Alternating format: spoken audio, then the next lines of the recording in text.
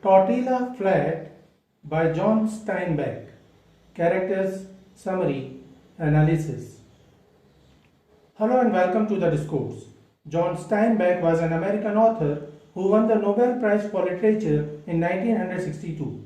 He was born on February 27, 1902 and died on December 20, 1968.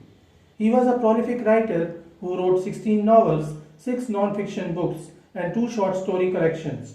He was known for his realistic and imaginative writings, combining sympathetic humor and keen social perception, because of which he was called a giant of American letters. Tortilla Flat was his first successful novel, which was published in 1935. It is a comic novel that tells the humorous tale of the adventures of a group of pleasure-loving Mexican-American countrymen, Paisanos, who drink, steal, chase women, make music and dance until they are eventually undone by a climactic fire. The novel is based on the theme of sharing and how sharing doesn't help or improve things if we share things with those who do not deserve it. Characters of Tortilla Flat. Danny is the protagonist of the novel. He is a simple, nonchalant, carefree man with no interest in materialistic things. He and his friends have no ambitions beyond their present enjoyment.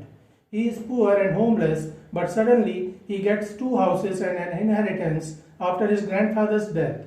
However, Danny has no interest in this newly acquired wealth and social status. He invites his friends to share their wealth with them. Pablo is Danny's friend. He is a debauched person who gets involved in cheating and stealing but continues to convince himself that he is doing so to help others. Pablo is another friend of Danny who shares his house with him. Unlike Pablo is not so dominant and has some artistic streak. Jesus Maria Corcon is another of Danny's friends who is humanitarian and prefers helping people in need. Unlike Pablo, he doesn't get involved in stealing and scheming for selfish reasons. Big Joe Portgay is a friend of Pablo who is a known criminal and has been serving jail term. Pablo introduces him to Danny and they become friends. Unlike other friends of Danny, Big Joe follows no moral code. The pirate is a lonely, poor, homeless man who likes dogs and keeps 5 street dogs with him, taking care of them. He lives in squalor on scraps, stashing away the little money he earns every day. He is the only one in the group of Danny's friends who earns a little. He feeds the household and happily does the kind of physical labor the others always avoid. Tito Ralph is the jailer of Tortilla Flat, a decent and friendly man. Summary of Tortilla Flat. In the beginning, the narrator describes the small fishing town of Monterey and a poor countryside of Tortilla Flat. Most of the inhabitants of Tortilla Flat belong to a multiracial group of Spanish Americans called Paisanos. These are simple living people who are yet untouched by the commercialism and greed of capitalism. Danny is a Paisano living in Tortilla Flat. He is a poor homeless guy who enjoys his time with his friends drinking and chasing women. Danny's grandfather owns 2 houses, but Danny prefers living in the forest. During the First World War, Danny and his friends get drunk and suddenly feel a surge of patriotism and enlist themselves, but none of them get an opportunity of action in war. On his return, Danny finds out that his old grandfather has passed away and now he owns the 2 houses and the wealth of his grandfather. Danny isn't prepared for this as he feels property means responsibility and he is not ready for that. Confused, he drinks too much and breaks some windows in the street. As a result, he gets jailed for a month. After coming out of the jail, Danny starts living in one of his grandfather's houses. Pylon is his old friend, reaches him and asks for help as he is homeless. Danny allows Pylon to take his other house on rent. However, Pylon does not earn anything and hence he hardly pays any rent. Danny and Pylon then find out about their other friend Pablo, and Pylon invites Pablo to live with him so that he may help him in paying the rent to Danny. However, Pablo too earns nothing. Sometimes later, Pablo and Pylon finds out Corcoran, another friend of Danny, and Pylon and he too starts living in the second house of Danny, but none of them earn anything. Pylon is a scheming person who doesn't flinch away from stealing and cheating and that is how the group makes enough money for their fun and drinking. In addition, Pailan also convinces his friends to rent rooms in the second house. Corcoran does some odd jobs and makes some money, but he is too selfless and often spends all his money helping others, like feeding hungry children or helping someone get medical aid. One night, after drinking too much wine, the group of friends loses consciousness while Pablo's St. Francis candle burns the entire house to the ground. None of the friends get hurt, though, but they are sad because all of them are again homeless. Danny allows them to shift into his house but insists that they should stay away from his bed. At Danny's house, the four friends continue their debauchery, drinking and partying. They would often sit around a round table, and the narrator compares to the knights of the round table. None of the four men are earning anything substantial while they have their spending. One day, they find another man living in squalor on scraps and makes friends with him. The man calls himself the pirate. He earns a little by chopping wood and selling it in the market. The pirate is often accompanied by 5 dogs whom he calls his friends and protectors. Pailan notices that while the pirate makes money, he hardly spends any and deduces that the pirate must have saved a lot of money. He starts following the pirate in the hope of finding where he hides his money so that he can steal, but fails. One day, the pirate tells them about one of his dogs who was sick. He prayed to St. Francis to cure the animal. St. Francis came through and the dog lived, only to be struck and killed by a truck later. Nonetheless, the pirate feels a debt to St. Francis and saves his money to buy a candle in his honor.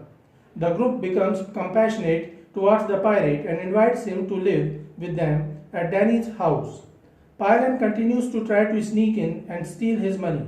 However, he soon gets another idea of making money with the help of one of his friends, Big Joe, who has just been released from jail. Big Joe Portaggi informs him about a hidden fortune in the jungle that supposedly makes the ground glow on St. Andrew's Eve. Pailan and Big Joe decide to find the hidden treasure and steal it. On St. Andrew's Eve, they get heavily drunk and visit the jungle and spot a place on the ground from where a blue light appears emanating. The next day, they visit the place and dig it up, only to find an old surveying map of no use. Meanwhile, the pirate begins trusting Danny and decides to retrieve the buried stash of money he saved and hands it to Danny for safekeeping. Danny stores it under his pillow. When Big Joe and Pailan return to the house, they come to know about the money saved by pirate. Big Joe decides to steal that money, but when he tries to do so, all 4 friends confront him and beat him until he gets unconscious.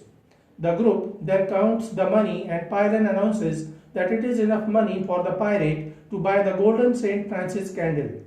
The group then visits the church and the pirate purchases the candle from Father Ramon, who tells his congregation about the pirate and his tribute to the saint. At the same time, the pirate's dogs rush into the church and create a ruckus, and as a result, the pirate and others are thrown out of the church.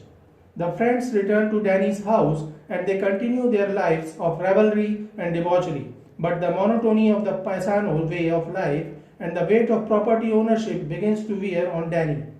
He begins feeling trapped and feels that his life in the forest is much easier and freer, so he leaves the house and runs away to the forest.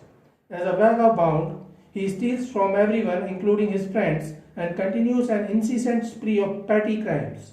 Husbands all over town call for vengeance for what he has done to their wives, and the police swear that he will be arrested on sight for his vandalism and fighting.